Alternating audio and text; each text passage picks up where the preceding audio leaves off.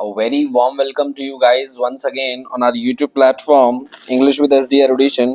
And आज का जो हमारा टॉपिक होने वाला है वो बहुत ज़्यादा कंसर्निंग टॉपिक है दैट कि हमें ये तो पता है कि मार्क्स जो हैं वो अचीव किए जाते हैं, चाहे वो ये 70 प्लस हो, 80 प्लस, मतलब 80 प्लस कह रहा हूँ मैं, सॉरी, दैट की 80 आउट ऑफ 80 हो या 75 आउट ऑफ 80 हो, यानी अच्छे मार्क्स स्कोर तो किए जाते हैं, बट वो कैसे किए जाते हैं तो उनके पीछे का एक रीजन होता है, उनके पीछे का एक लॉजिक होता है दैट कि जो भी बच्चे 75 प्लस या 80 स्कोर करते हैं उनका जो राइटिंग स्किल होता है ना वो बहुत ही ज्यादा अच्छा होता है और जो उनकी प्रेजेंटेशन होती है वो बहुत ज्यादा अच्छी होती है। तो आज हम इसी प्रेजेंटेशन के बारे में जानेंगे कि इस प्रेजेंटेशन को जान के that you will be replicating it effectively, आप इसको रेप्लिकेट कर पाओगे, आप इसको कॉपी कर पाओगे, सीख पाओगे, समझ पाओगे, ताकि आप अपनी आंसर राइटिंग को और भी क्या कर सकते हो, मतलब बेहतर बना सकते हो। ठीक है, और ये सब छोटे छोटे स्टेप्स जो हैं ये फॉलो करके आप बहुत अच्छे मार्क्स को अचीव कर सकते हो। ठीक है, तो ये पर्टिकुलर पैरामीटर जो है वो आपको जबरदस्त तरीके से क्या करेगा, मार्क्स गेन करने में हेल्प करेगा एंड आपकी प्रेजेंटेशन को और भी ज्यादा बेहतर बनाएगा। तो इस चीज को हमें फॉलो करना है। तो चलिए हम स्टार्ट करते हैं। How to write the perfect answer, how to write the perfect answer in English exams. English के एग्जाम्स में परफेक्ट आंसर जो है वो कैसे लिखना चाहिए हमें। तो मतलब स्कोर जो करना ना इंग्लिश एग्जाम में, इसके लिए क्या चाहिए, सबसे पहले समझ चाहिए दैट कि क्या हम क्वेश्चंस को समझ रहे हैं अच्छे से।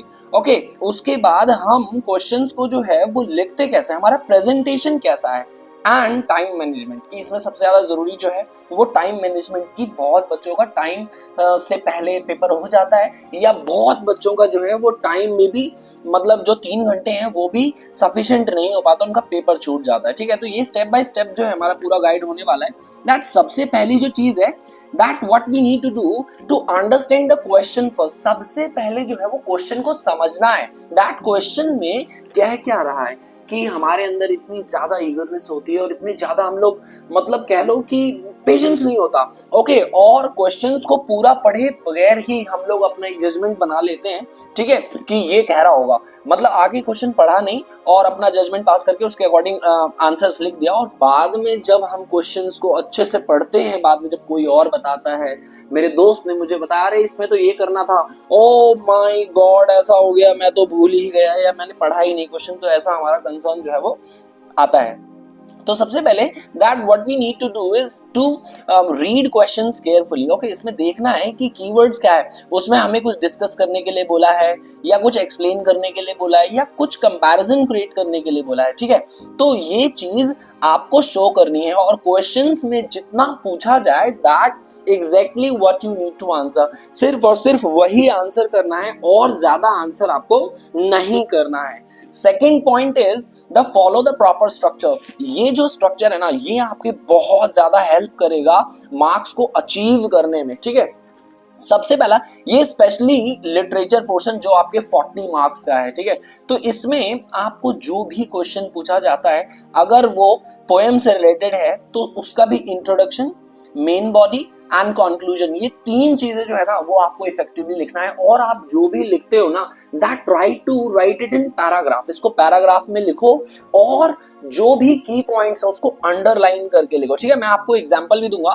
दैट सबसे पहली चीज जो है, जब इंट्रोडक्शन हम करते हैं तो उस पर्टिकुलर पोएम के जो पोएट हैं या जो स्टोरी है, जो चैप्टर है, उसके जो राइटर हैं उनके बारे में बता दो, उनका नाम लिख दो, ये किस चैप्टर से लिया गया है वो लिख दो। सबसे पहले इंट्रोडक्शन ये है। ओके, और अगर आपको उस चैप्टर का थीम पता है तो वो चैप्टर का थीम जो है 5, 6, 7 वर्ड में भी लिख दो। दैट इज योर इंट्रोडक्शन, और ये बहुत अच्छा इंप्रेशन क्रिएट करेगा। दूसरा है मेन बॉडी, जो आपका जो आंसर पूछा गया है जिस भी चीज का, यानी क्वेश्चन में, तो उस आंसर को रेफर करना है, उस आंसर को बताना है कि ये जो चीजें पूछी गई है ना उसका आंसर एज इट इज ये है, word to word. Now come to conclusion. अब कंक्लूजन क्या है, एक लॉजिकल एंडिंग देके समराइज करना है। ओके, ज्यादा फालतू की बातें नहीं, जो भी क्वेश्चन पूछा है टू द पॉइंट आपको बताना है। और ऐसा होता है कि जो भी क्वेश्चन हमसे पूछा जाता है ना, उसके आंसर्स उतने वर्ड में सर्टेन किए जाते हैं, यानी हो सकते हैं। अगर हम वर्ड टू वर्ड लिखें, पॉइंट टू पॉइंट लिखें ना, तो उतने वर्ड्स हमारे हो जाते हैं बिना फालतू की बातें लिखे हुए। तो इन सब चीजों से बचने की कोशिश करें। जब हम अननेसेसरी चीजों से बचते हैं ना, तो मैं सच बता रहा हूं दैट की मार्क्स जो है वो ज्यादा आते हैं। तो हमें लगता है कि कुछ भी लिख दो चल ही जाएगा, क्या ही दिक्कत है, पन्ने ही तो भरने, शब्द ही तो लिखने, पैरामीटर सीख तो पूरे करने, लेकिन ऐसा बिल्कुल भी नहीं होता। ठीक है, चलिए नेक्स्ट देखते हैं दैट एक एग्जांपल के थ्रू। जैसे मैंने क्वेश्चन लिया कि एक एग्जांपल है, how did Nelson Mandela describe the meaning of freedom. ये एक क्वेश्चन मान लेते हैं आगे आपका, ठीक है, जहां पर ये बताया गया है कि नेल्सन मंडेला ने फ्रीडम को कैसे डिस्क्राइब किया है, उनका मतलब फ्रीडम का मतलब क्या है उनके लिए। तो देखिए, सबसे पहले मैंने इंट्रोडक्शन लिया कि ये जो चैप्टर है ना, ये कहां से लिया गया है, लॉन्ग वॉक टू फ्रीडम में से लिया गया है। एंड ये डिस्क्राइब करता है ये चैप्टर कि फ्रीडम इवॉल्व ओवर टाइम, की हम जो फ्रीडम जो हमारे पास होती है ना, वो हम समझते हैं ओवर द टाइम, समझते हैं कि फ्रीडम की एक्चुअल में वैल्यू क्या है या क्या रियल डेफिनेशन है फ्रीडम की अकॉर्डिंग टू स्टेज। तो ये पर्टिकुलर छोटा सा मैंने चैप्टर के बारे में, चैप्टर का नाम और उसके राइटर के बारे में बता दिया, और उसका छोटा सा थीम दे दिया कि ये इस पर्टिकुलर बारे में बता रहा है। तो ये हो गया हमारा इंट्रोडक्शन।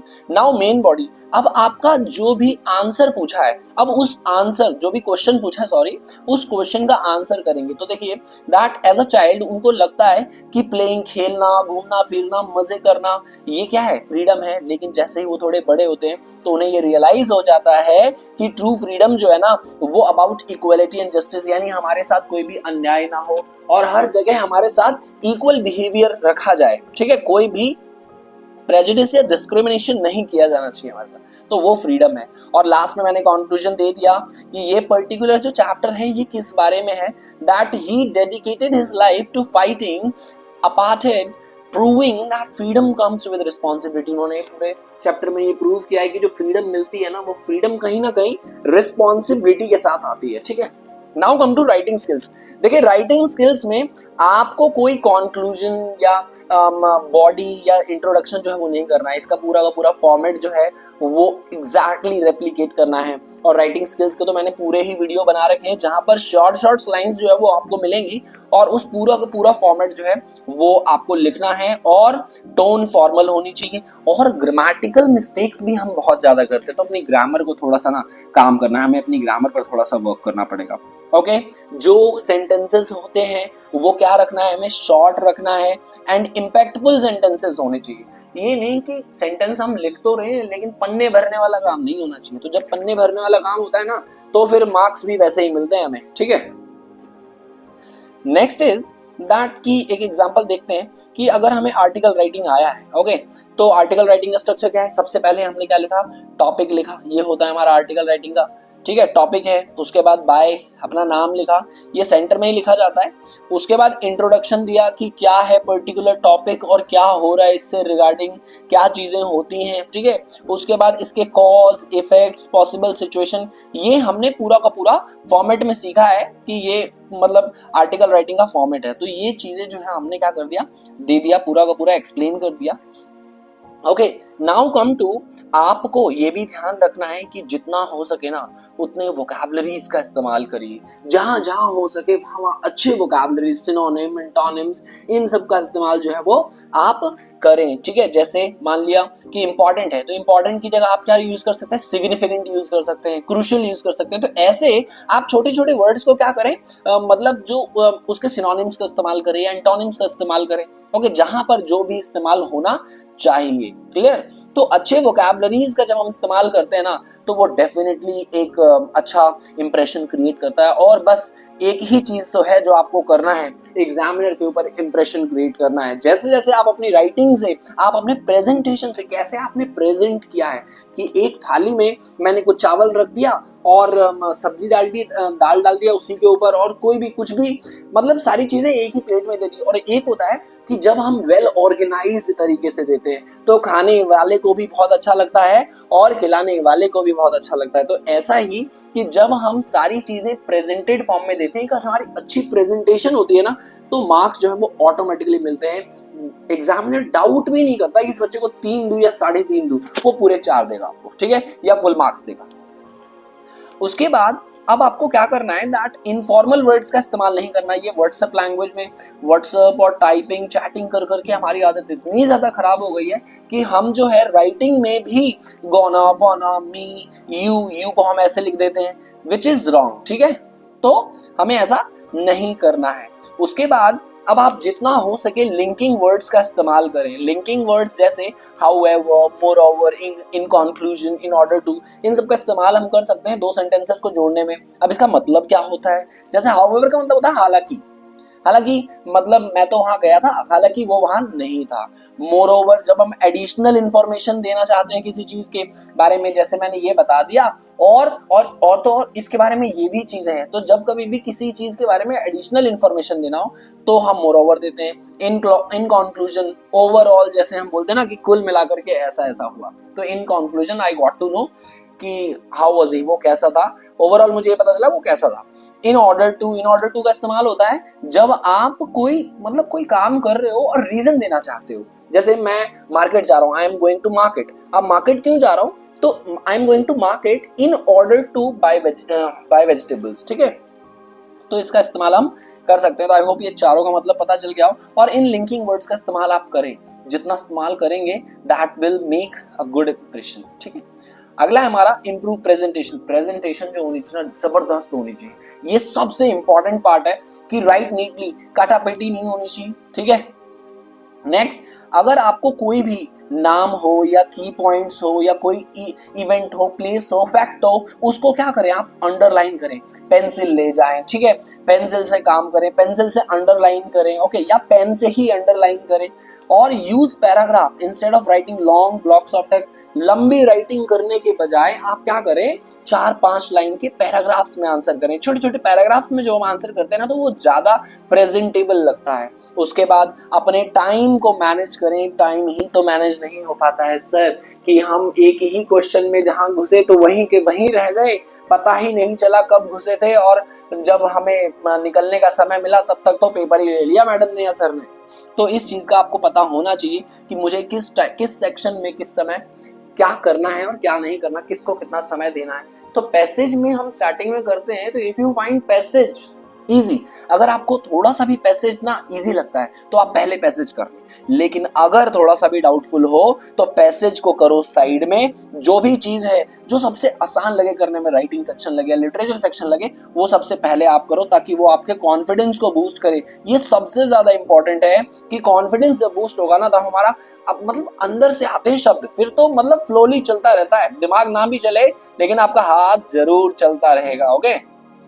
नाउ कम टू अपने स्पेलिंग मिस्टेक्स को चेक करें वाइल रिवाइजिंग, कि क्या कहीं मैंने कोई स्पेलिंग तो मिस्टेक नहीं की है या ग्रामेटिकली तो कोई मिस्टेक नहीं हुआ है। और इवेंचुअली हमें क्या करना है कि जब ये सब सारी चीजें कर ले, पूरी प्रिपरेशन हो जाए ना, तो 2-3-4 साल के क्वेश्चन पेपर्स उठाओ और उसको ना सॉल्यूशंस के साथ देखना स्टार्ट करो कि क्या है क्या नहीं, क्वेश्चंस कैसे हो रहे हैं, okay.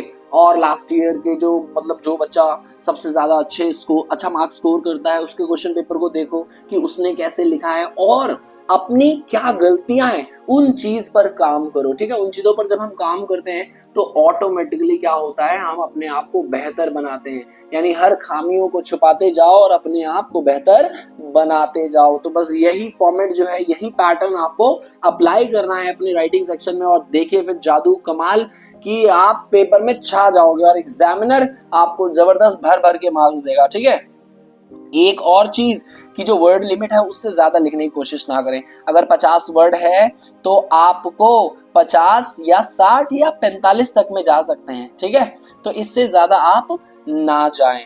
Now come to the feedbacks, कि आप अपने क्लास टीचर से पूछ सकते हो। ये तो अब समय शायद हो गया, निकल गया हो कि आप नहीं पूछ पाएंगे, तो अगर मौका मिले, चांस मिले, तो आप उनसे जरूर पूछें कि मैं किस सेगमेंट में क्या कर सकता हूँ, इंप्रूव कर सकता हूँ। और एक सजेशन मेरी तरफ से आपको मैं ये देना चाहूंगा कि आप क्वालिटी पर फोकस करें, क्वांटिटी पर नहीं।